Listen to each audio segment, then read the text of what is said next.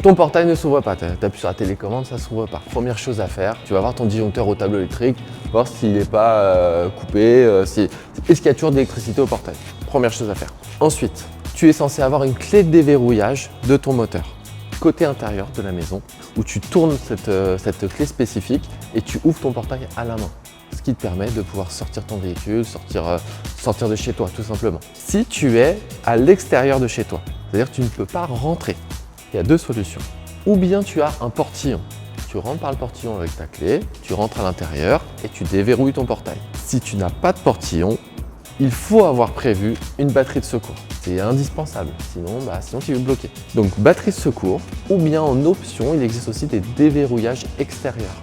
C'est-à-dire un boîtier qui tire sur un câble et qui va déverrouiller ton portail pour que tu puisses rentrer chez toi. Si tu n'as pas ça, faut faire le mur.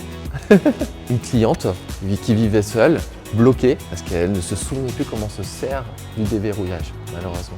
Par téléphone, j'ai réussi à la dépanner. Mais sinon, il m'est arrivé aussi un client chez qui je n'ai pas posé le portail ni la motorisation. Elle m'appelle parce qu'elle cherche un dépanneur. Et là, ils n'avaient pas prévu de batterie de secours, pas de déverrouillage extérieur. Et là, elle ne pouvait pas rentrer.